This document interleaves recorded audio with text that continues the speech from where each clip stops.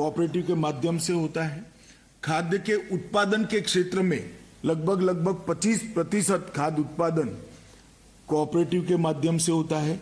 चीनी का 31% उत्पादन देश का आज कोऑपरेटिव के माध्यम से होता है। स्पिंडल का 29% जिसको तकली कहते हैं वो काम हमारा कोऑपरेटिव के माध्यम से होता है।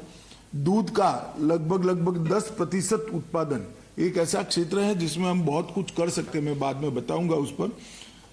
10% कोऑपरेटिव के माध्यम से होता है। गेहूं और धान का, गेहूं का 13%, धान का 20% परचेज कोऑपरेटिव के माध्यम से होता है। और मछुआरा समितियों के मत्स्य उत्पादन का 21% हमारा कोऑपरेटिव के माध्यम से होता है। मित्रों, जब आज हम यहाँ पर सहकारिता के लिए आने वाले एक दशक के लिए विचार करने के लिए बैठे हैं, तब हमने नीतिगत एक वाक्यता को लाना होगा। हर राज्य की सहकारिता विभाग एक ही मार्ग पर चले, एक ही विषय को लेकर चले, और हमारे थ्रस्ट एरिया चाहे अलग अलग हो परंतु आगे जाने का रास्ता एक हो। आंदोलन पूरे देश में समान तरीके से चले, वो बहुत जरूरी है। अगर हम ऐसा नहीं करते हैं तो आज के सहकारिता क्षेत्र के हम विहंगावलोकन करते हैं पूरे देश का, तो भौगोलिक क्षेत्र की दृष्टि से 3 हिस्सों में हमारा देश बंट गया है। एक कुछ डेवलप राज्य है, वो ज़्यादातर पश्चिम और दक्षिण में है। डेवलपिंग राज्य है जो मध्य और उत्तर में है, और अंडर डेवलप राज्य है जो पूर्व और पूर्वोत्तर में है। तो एक प्रकार से समान रूप से सहकारिता आंदोलन की सिद्धियां देश भर में नहीं है। हमारा ये प्रयास होना चाहिए कि देश के हर राज्य के अंदर सहकारिता आंदोलन एक समान रूप से आए। जहां पर अभी गतिविधियां बंद पड़ गई है या मंद है, वहां उसको हमने आगे लाने का प्रयास करना चाहिए।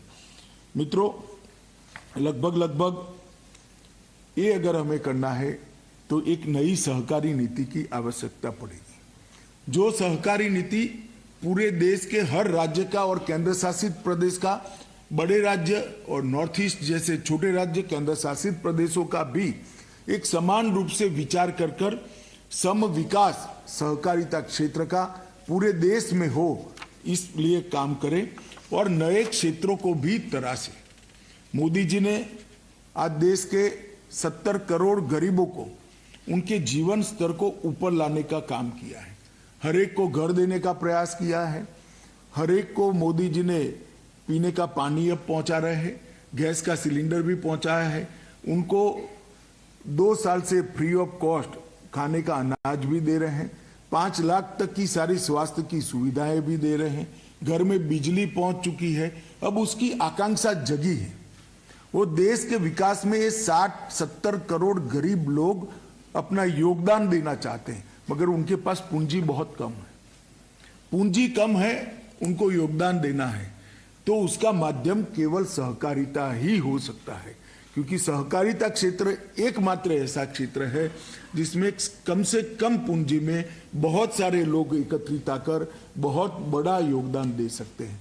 और गुजरात का अमूल इसका उदाहरण है। आज 60,000 करोड़ रुपए का व्यापार लगभग छोटी छोटी महिलाओं की दूध उत्पादन समितियां मिलकर करती है। कई जगह तो अनपढ़ महिलाएं करती है। ये इसका बहुत बड़ा उदाहरण है। तो देश के ये 70 करोड़ लोग जो अब आकांक्षा से भरे हुए हैं, उनको आगे बढ़ना है, देश के विकास में योगदान करना है, इसको हम सहकारिता के माध्यम से जोड़ें। इसलिए सर्वांगीण विकास विचार करने के लिए एक सहकारिता नीति को तैयार करने के लिए एक समिति बनाया गया है। सभी राज्यों का उसमें प्रतिनिधित्व है और हमारे देश के पूर्व उद्योग मंत्री और सहकारिता क्षेत्र में जिन्होंने बहुत बड़ा काम किया है, ऐसे सुरेश प्रभु जी को उसका अध्यक्ष बनाया है और उनकी अध्यक्षता में आप सभी से सार्थक चर्चा कर इस सहकारी नीति के दस्तावेज को हम फाइनलाइज करेंगे। मित्रों, हमारा उद्देश्य होना चाहिए कि मास प्रोडक्शन ये देश के लिए जरूरी है। मास प्रोडक्शन देश के अर्थतंत्र के विकास के लिए जरूरी है, मगर जिस तरह से 130 करोड़ की आबादी का हम देश है, इसके लिए प्रोडक्शन बाय मासिस भी जरूरी है। और प्रोडक्शन बाय मासिस का कंसेप्ट सहकारिता के अलावे और कहीं से नहीं आता है।